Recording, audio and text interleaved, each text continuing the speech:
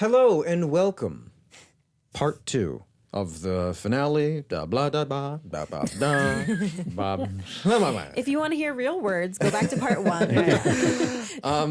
No, this is where we are hopefully unpacking Joe Goldberg for the final time, and you are right here with us. We have a friend of the pod. Was it Eddie Redmayne? It's Lee. Lee Krieger. Lee Krieger. Not nearly as interesting as Eddie Redmayne. Your guests are great. I mean, people are going to see this and go like, I don't need to watch this one. You need to watch this one. Yeah. You do need to Maybe watch this one just because it's the finale. But, yeah. This is the director of the pilot, the second episode of the first season, and then the finale of the last season. All right, let's get into it. Yeah, so we left off where they had Joe and I was going to say Beck. Joe and Bronte were frozen in time in bed, in disrobe and disarray, and Bronte pulled a gun on Joe. Yeah, and Penn was making the case that it's the first time that we don't want to see Joe and his you be amorous together. Yes, right. Yes. It wasn't enough that you took her life, you had to take her fucking voice too? You took what was hers, you made it yours.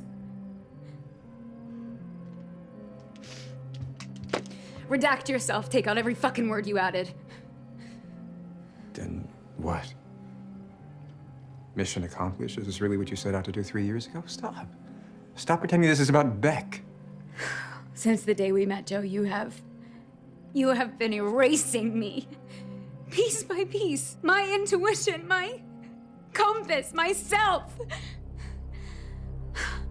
The least that I can do is erase you.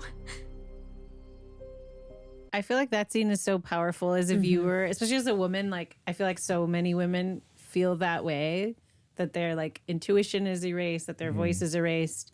That was just captured so well, and it kind of I don't know if this is the right word, but it almost like justifies the whole series. Yeah, that this is included. It's really meaningful. I really agree with you. I feel like this whole episode is in moments and fits and starts capturing brilliantly all these little moments that justify the entire thing. And in fact, specifically justifying, like, I've always sort of struggled with how palatable we make Joe, because you couldn't bring the Joe from the books directly onto the screen. It just doesn't quite work. Yeah. But then there's certain things that we really steered away from the books and just made just so different, like Beck's death, of all things. Beck's death is not seen in the show at all in a way that you're always allowed to sort of not remember exactly what happened.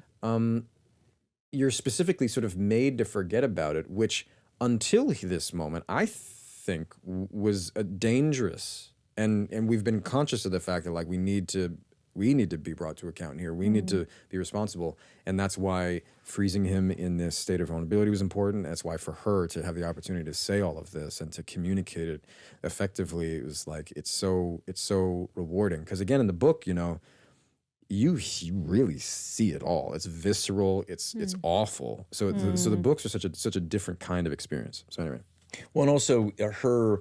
Now this is what we talked about in part 1 about her agenda this whole time, and it's getting to giving Beck her voice back, right? And the way her voice has been stripped and Beck's was stripped and all the others along the way, Love, etc. We're going to give Beck her voice back, and I think that's, I'm hoping, very satisfying for audiences who have been with the show, especially since season 1. One thing I'll just say, pulling out on kind of a couple of technical notes here, is just that, again, producers were great. We built this bedroom on stage, which really we would not have been able to do everything we needed to do had we had to do it in that house. And the other thing just I'll mention is there's a really important line in my mind in here. She's saying, "How did you do it?" about Beck's death. And we finally get Joe to say, "You don't want to know," which, as far as I was concerned, was the first sort of unqualified admission of guilt from Joe. And it's true. Yeah. We went back because we were in this bedroom for a couple of days, right? And we went back, and I was like, the second day, I'm like, Penn, I'm going to come in really close, and let's just do like a series of that line, because I just felt like it was so important to hear him say that. And because this is the first time, right, in 5 seasons, Oh, to it's really definitely the first time. and making sure that landed with sort of maximum impact. Yeah. But yeah. And I'll actually say about that too. This is where I actually think this is what I was trying to do. You know, the reality of somebody like this is not necessarily as interesting and compelling as it's always dramatized. You know what I mean? Like, and this is where I really was conscious that, like, you know, you get diminishing returns from a sociopath, a psychopath. They're not as compelling as, like, Joaquin Phoenix to watch. You know what I'm saying? And so to me, the what I was trying to do with Joe specifically is, like, actually there's ways that he is uninteresting and dead and predictable and low and narrow and base and the kind of person you don't want to be around and you don't want to watch. And so this is where, at some moments and turns, I thought it was really important to actually be uninteresting, because by the end, you want her to be the most interesting. Yeah. You want her to be the hero, and that's, to me, where I feel like there's moments of drama, but this is where I think actually Joe's becoming less interesting. Hopefully, That's a very, I hadn't heard you describe it that way. It's very interesting and very gracious. you're like of that's you. Did that's Ted actually. Sarandos just love that pitch? No, but Joe was going to be so dead and uninteresting by the end of that. You're like, that's why I had trouble finding the right take. no. I just Like, oh It my was God. so dull. No, but I mean, I That's what I know was what going you for. I know what you mean, and I think that because by the end of this, we've been rooting for Joe through all of his transgressions. We're rooting for Joe the same way you root for Tom Ripley to the bitter end, and now we really need to pivot in this final episode. Halfway through, we need to pivot to really rooting for Bronte to win. Yeah. So I think your point is, like, his shtick, for lack of a better word, Everything about it. is getting It's old done. now, right? It's done. Yeah. It has to be old, and I really don't know. And so, as we're getting to, maybe we should just go to the next clip, Well, because Sophie was going to. I was just gonna say, I don't know. I don't know. I don't know. About, I love when Bronte says, "I could spot your clumsy rewrite from before I knew you." I'm like, yeah, because you know that would piss Joe off. Yeah. Oh, nothing more than that. That would get him. Yeah, for sure. So good. I don't think it bothered him that much. Sophie. Do you remember when you used to tell me there were no monsters in my room? Yeah. Yeah, of course. Yeah, you were so scared. You lied. What are you saying? It was you. You're the monster.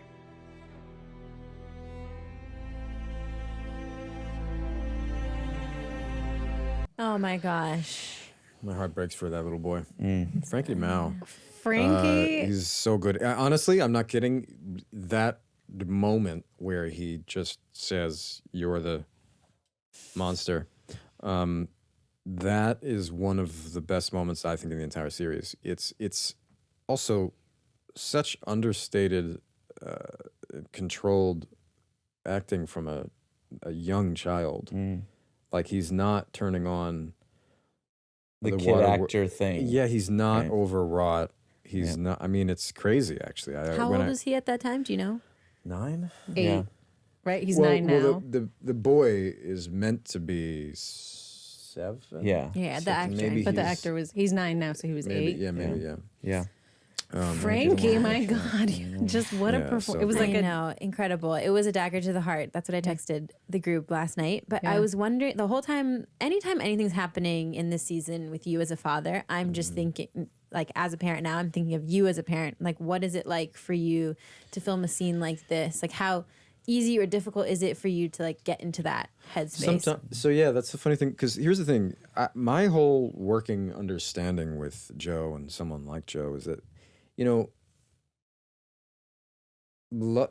like I think to feel love in a way that really gets you, I think, you know, you have to have parts of you that are accessible that someone like him doesn't have accessible. So actually, I think love, even for his son, is totally performative.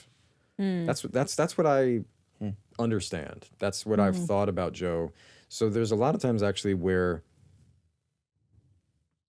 I never quite know how it's going to hit. I never know if I'm going to have an easy time becoming emotional or not, because for Joe, I actually think it's like he doesn't really feel these things.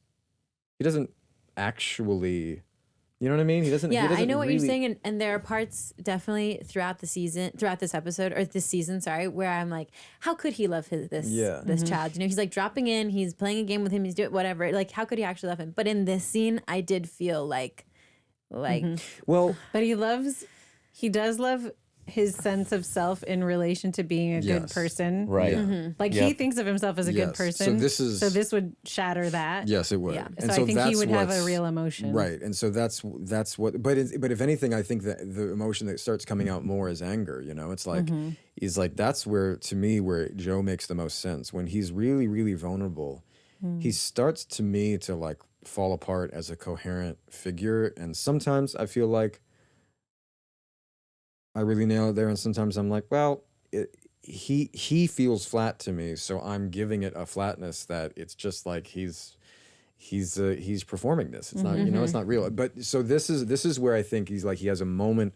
He starts to shatter and maybe have the vulnerability where he's realizing, but look, it turns to anger. He starts to scream and say, "Why does this always happen to me?" And then the wall's gone back up, and then what does he do but begin to fight?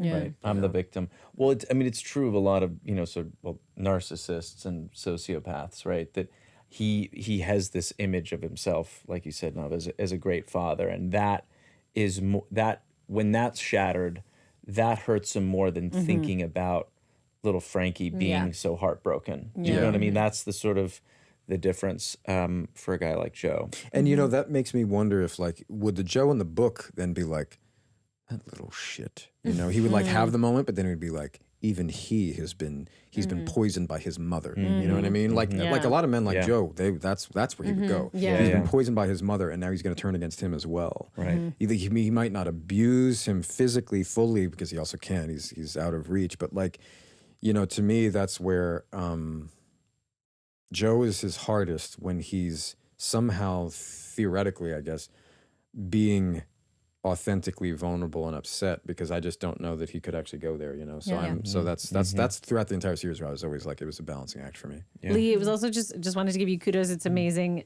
all the emotions that like Joe's emotion, Henry's emotion, Bronte's emotion, and Will's emotion, like how it's all captured in that moment. It's just so beautifully woven together. It's really powerful. Bronte, her face, you almost feel like, okay, is this enough for her? Like his son having this reaction to him, is that enough for her? That's what I thought in that moment. Something that Maddie and I talked a lot about, but there was a key moment where Madeline came to me like asking a question, and it was one of these things where it's like, because we still never have enough time, it feels like, and you know, you feel like you're wanting to deliver so much.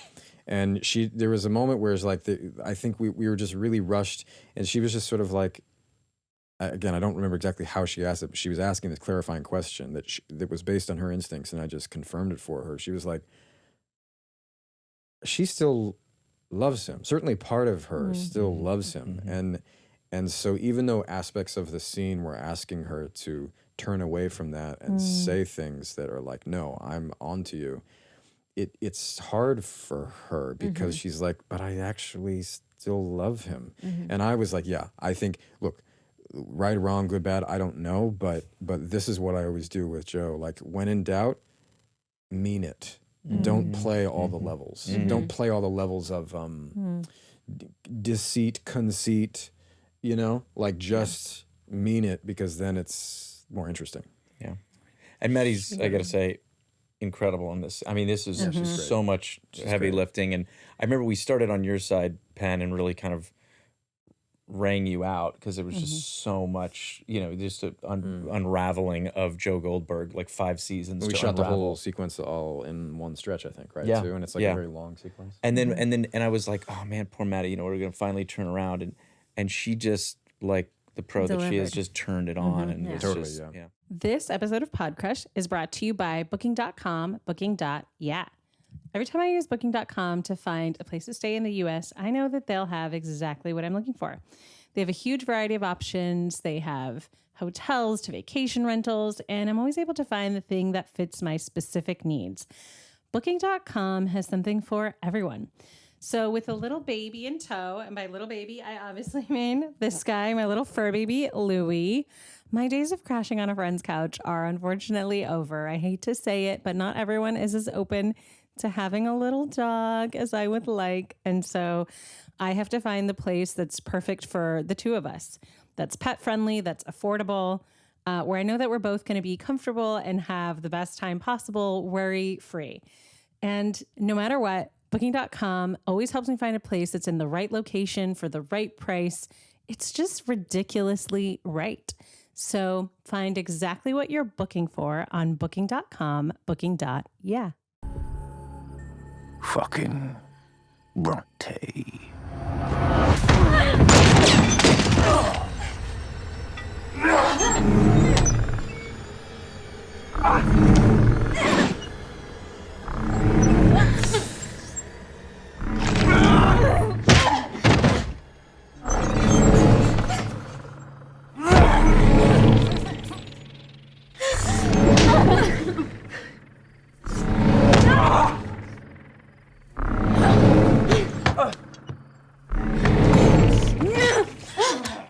This is the first time you see him with a hand abuse a woman.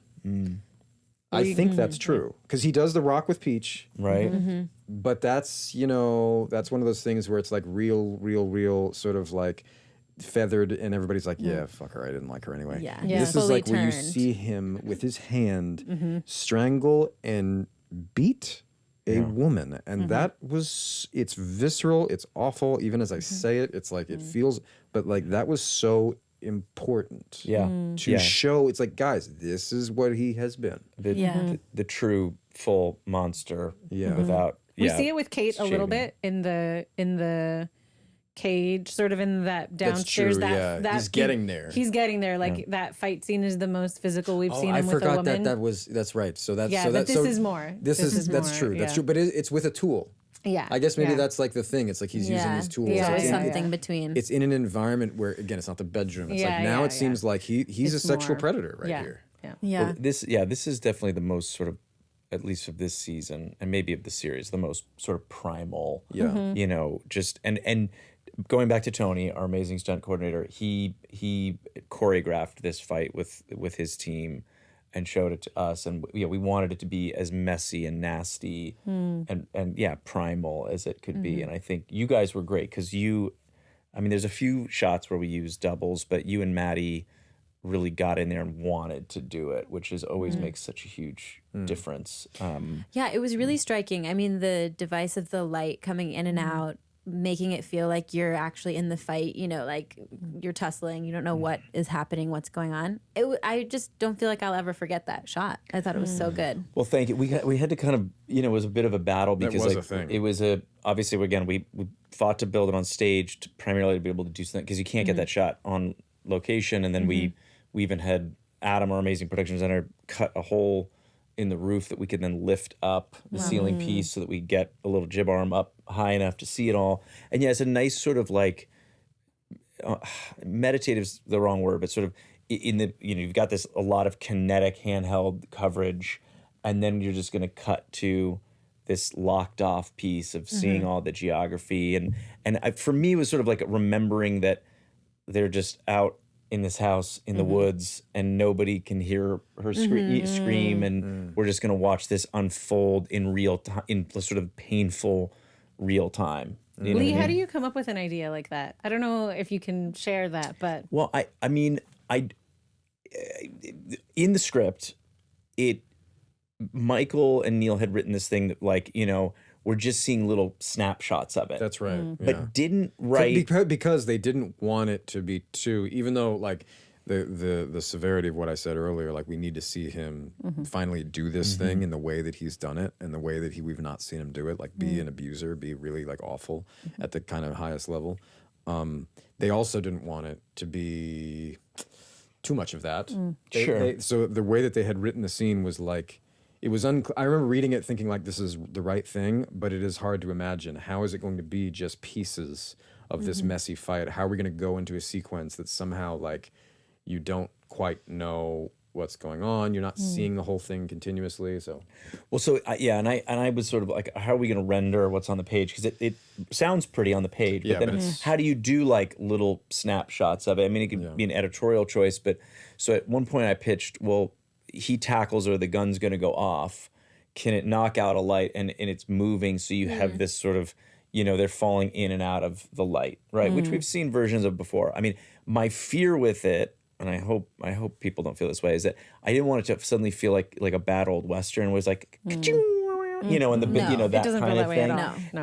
And so I'm glad it worked, but it enabled us to get this sort of almost abstract moments of the fight without feeling like we're cutting around to sort of shape it. Because again, to your point, Penn, I wanted it to feel real time. I wanted it to feel we're not going to cut away and shy away from how gruesome he is and how monstrous. Do you know what I mean? Yeah. And I think so to do that, I was like, I need something that feels like I can shoot this from beginning to end and not shave the edges off with an editorial trick that makes it feel more like you're in a scene from a TV versus just like looking in a more clinical way of how like nasty and horrific Joe Goldberg is, if that makes sense. So good. Yeah. onward. It was always gonna end this way, wasn't it? No, it didn't have to!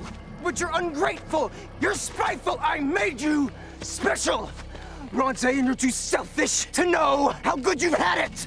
There it is. There it is, Joe. That's the real you. You pathetic misogynist.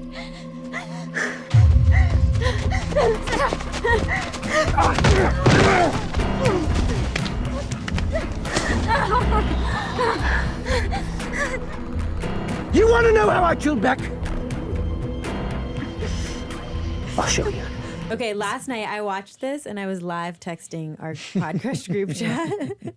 Which I'm now on as a new member of the team. He's, Cool, he's cool, our new host. And I took a picture of Penn like running away from the river, and I was like, I never say this word, by the way. I was like, I'm gonna fucking kill you for killing Bronte. That's right. Yeah, you did drop an F-bomb on the text, and I was like, whoa. I loved it. Whoa. And then the next text is me going, Yeah. you'll see why. Yeah. Well, this. I mean, again, I'll say that about this sequence, really till the end of the end of the episode and the end of the series, is for me so much of this, and I'm sure it's the same for you. It's like you picture it, you have every sort of frame pictured perfectly, and then what comes out is sort of like your best, facsimile of that, and it always feels sort of bastardized in many ways, and you just want to see compromise after compromise after compromise. What's Yeah, the David didn't Lynch wanna thing? cast him. Just to see, yeah, I mean, this fucking guy again. Hair. Yeah. But no, I mean, this, I'm again, because we had the time, it really feels like from here to the end of the episode, I feel like for me at least, is as close to what was in my head as I feel like I've gotten with work, for better or worse. You know what I mean? Like that, it felt For better. And It was you so know- good. And your So this- line, Penn, of like, I'll show you. Yeah, that delivery. So It's so good. Well, that would when I read the script the first time and I got to that moment, you want to know how I killed Beck? I'll show you. It was just like, oh, I mean, for me as somebody who's just like came in season 1, Yeah. and then was like, and good luck to you, and I'll see you. And 7 years later, coming back and still like thinking about, and part of it is like sweet Elizabeth Lail, who we adore, who's like a literal angel in real life. And I'm like, no, she's alive. She's not a literal angel. sorry. She's a little angel. She's literally She's an angelic. angel that walks among us. I was like, I cannot wait to get to this moment, and I'm like, we have to. And that your delivery is just better than the best thanks. version I can imagine. So Well, kudos to you. one interesting thing that just like that behind the scenes vibe, the BTS that we know the folks want, the content you need. So this is where we shot for 2 weeks, all nights. It means we're all living nocturnally, and I spent every night in my underwear in the woods in the summer, Right. barefoot. Every scene needed to Grounding. be sweaty, bloody, exhausted. Every single scene I had to start. I was doing like burpees. I was have doing burpees videos. too. I have videos of you doing this before we roll.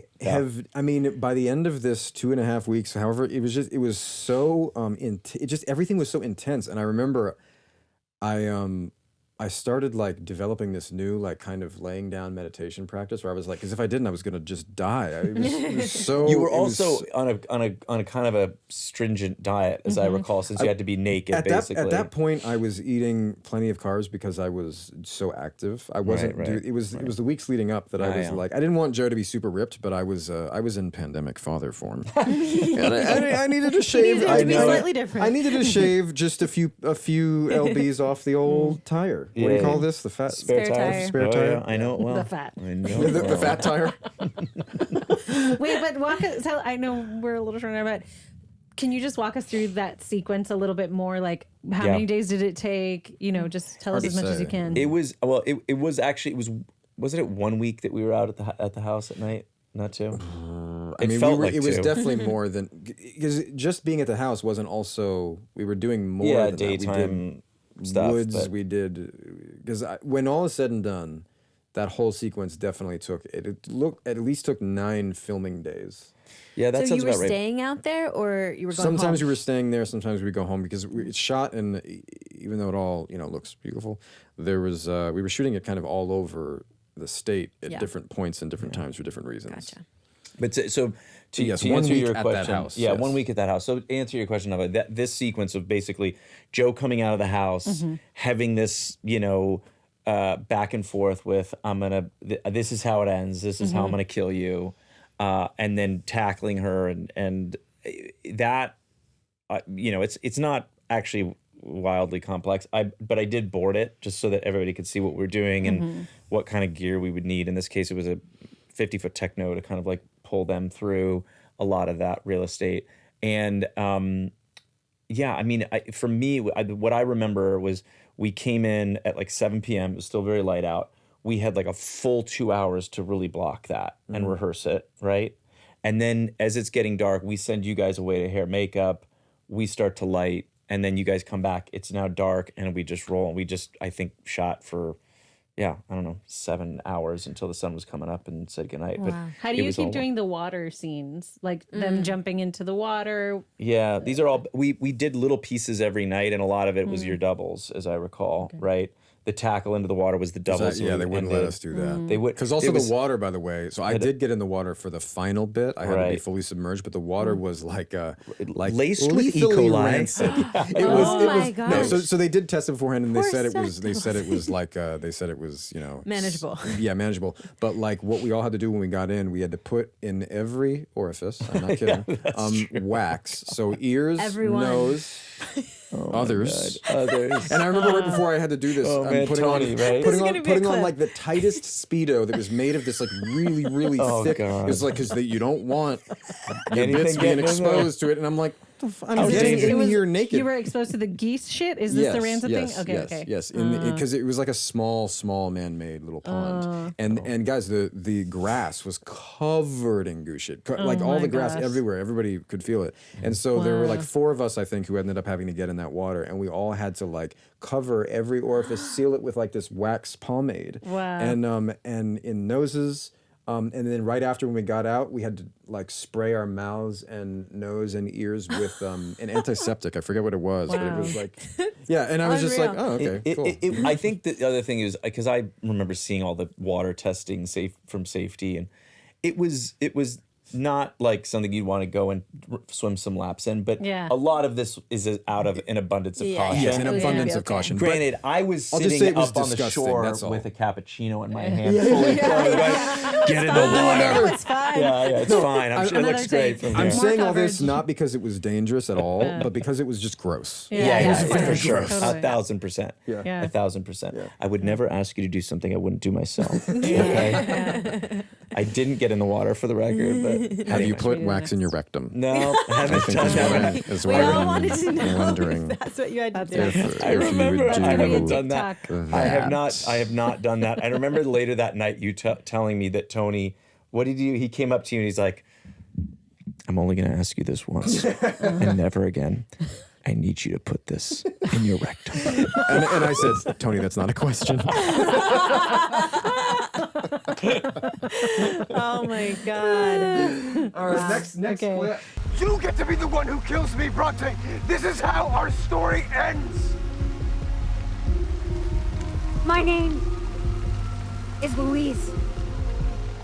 No, I'm done. I am done, Joe. And I have been asking myself over and over, why? And I see it clearly now. The fantasy of a man like you is how we cope with the reality of a man like you. Okay, so first of all, bars, Yeah. preach, sis. That's it. That's the thesis of the That's show. it. That's the thesis of the show. Thesis And of the show. against all odds, we delivered it. We had an answer that was worth giving. Yeah. And I think that's all the writers right there. Yeah. That's great. That's great. So case closed. Joe is done. But what I also want to bring to attention here is like at this point, again, I think she's more compelling. She becomes powerful in understanding this and saying it to him. And he, what does he do then? He's like a lizard. He's like, Yeah. Yeah, it malfunctions. it's like, fuck you, bro. Fuck you, bro. You're done. That's not interesting. I don't care about your emotions here. You don't have them. Yeah. You don't have them in a way that is it's like, no, you're done. You're done. You're cooked. And this is to me where, the climax actually is not for Joe because even like, I don't know. To me, this scene is where it's truly given to Bronte. Yeah. Yep.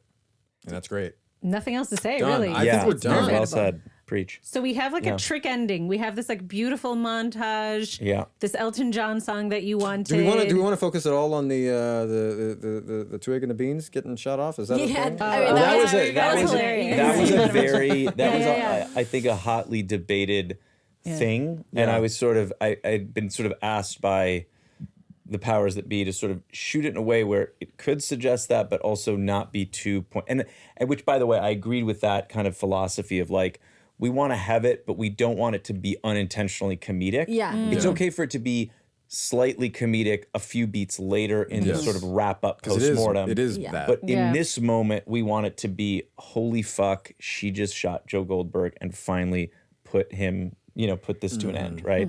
Yeah. So sort of balancing those two things. And again, big sort of kudos to both Maddie and Penn for a long night under rain towers with not a lot of clothing. Even though it was summer, it was just very uncomfortable. And this area we Somehow were it was shooting so in turned cold. into, it was so, I don't know how it the water manages was to cold. be. And then of course it was like the area we were shooting just turned into like a giant mud pit. I want to say somehow, guys, again, I spent so many nights with only underwear on.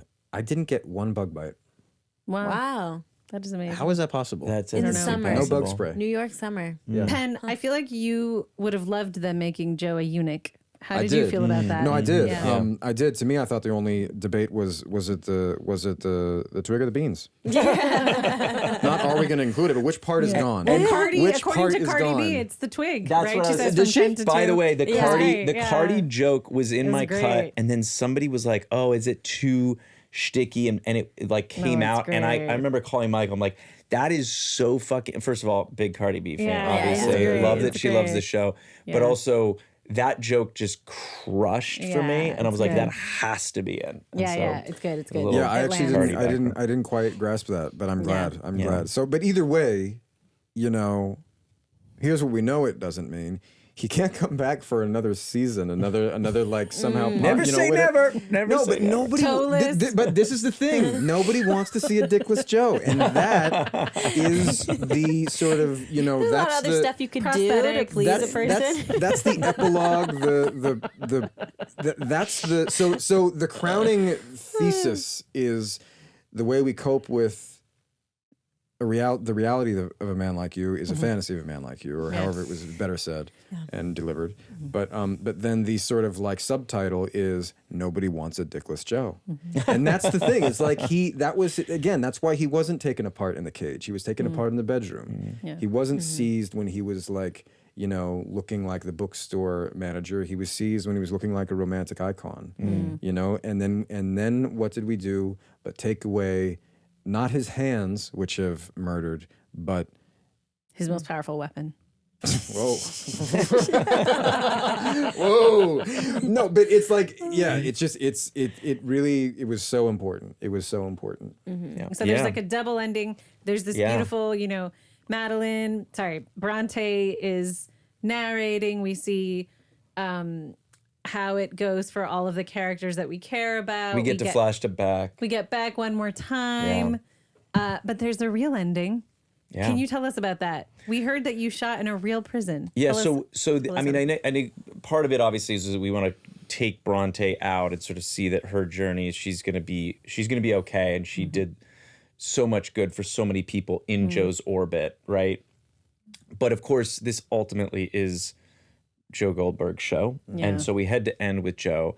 The thing you're talking about, Nava, is we of course end the show with him in a prison cell, which I thought was a perfect ending. There was a lot of debate about, can we get to a real prison, which is what I wanted to do. And even with our really luxurious schedule, it was just proving very difficult to get to a prison. And there's obviously shooting in New York is very restrictive.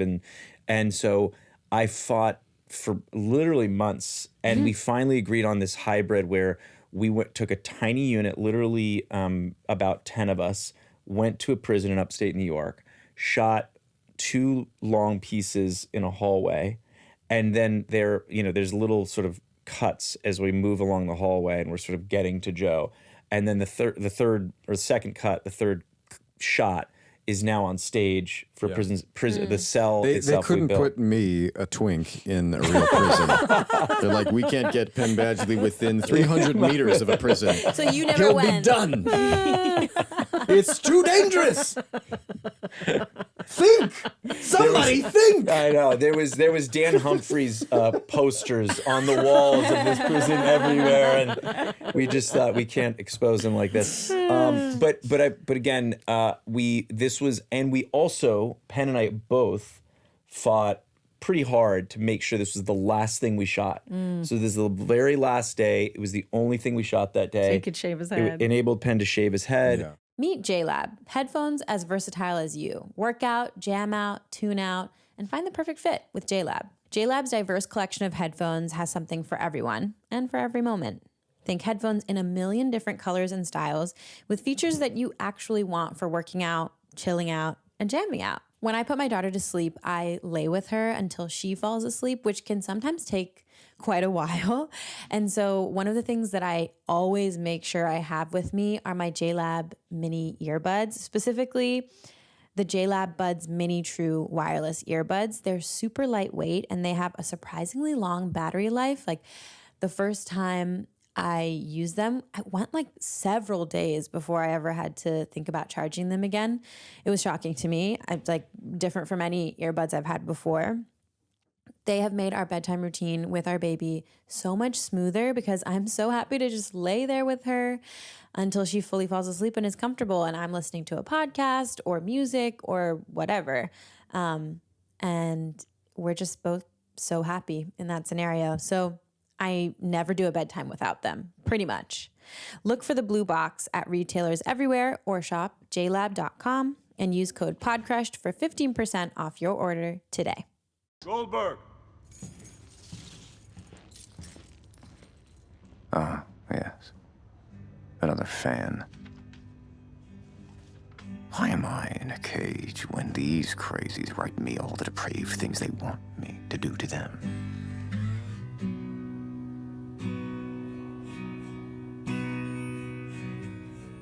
Maybe we have a problem as a society. Maybe we should fix what's broken in us. You're so very special. Maybe the problem isn't me. Maybe it's you. I feel like that was also perfect for the way that you've played Joe Goldberg, the way that you've talked about Joe Goldberg. Like the ending was a perfect Penn ending too. Yeah, it was. Yeah. They just took our tweets. Yeah, yeah. It was just fan tweets next to mine. That's what it seemed like. It's like, wow. "Cut, can you write this? Shave his head like Dan Humphrey. This thing is It was done. meta. Here's the other thing, it literally just hit me as we were watching it is because when we shot this episode, obviously and I'm sorry for the Davey Franco guy, Louis Mangione. Oh right, yeah. Hadn't happened. And I actually sent you a text message when that unfolded, a picture of him being like, "This is And I perfect said- inspo." And I said too soon, bro. Too soon, yeah, too soon. But soon. but the letter he's reading in this Yeah. sort of like the fandom, and you hear about that with everybody from the Charles Mansons of the world across the board is like the fan letter, and they get married to one of the fans, and It's a real phenomenon. and how that sort of ties into maybe it's you and this sort of meta of like, I mean, look, I remember mostly first season how many women were sort of like, Pining. I want Joe Goldberg to stalk me, basically, some version of that. And you were very, as I remember it, very sort of vocal about like, no, this is not a guy to admire and revere and pine after. It's not ringing a bell. But Yeah, anyway, I mean, for me, that the is it Louis Mangione? Yeah, Luigi, excuse me. Luigi. It's me. Surely there must be a. Yeah, Surely yeah. there There's must so, be I some mean, every memes, meme right? has been made. Yeah. With the white gloves. I'm so sorry. Luigi. I mean, it is a perfect parallel. I mean, Luigi is hot. Yeah. Oh, It is. sorry. Maybe it was warranted. Alrighty. Well, Lee, Oh man! thank you. guys. Thank you for having me back. This has been so much fun. I'm this does feel like now really the end of the you journey. We're never going to speak again. Knowing how bad you are on the phone, probably not. No. No. Thank you guys so much for having me. I Thank love you. being a part of the show. This is still the show that I'm the most proud of, and it was such a joy to talk about it. So thank you guys for the time. Thank you so much. for Thank you all And for thank watching. you for your time. Yeah. Yeah. Bye. That's a Bye. wrap. Bye. Podcrushed is hosted by Penn Badgley, Nava Kavalin, and Sophie Ansari. Our senior producer is David Ansari, and our editing is done by Clips Agency. Special thanks to the folks at Lemonada. And as always, you can listen to Podcrushed ad-free on Amazon Music with your Prime membership. Okay, that's all. Bye.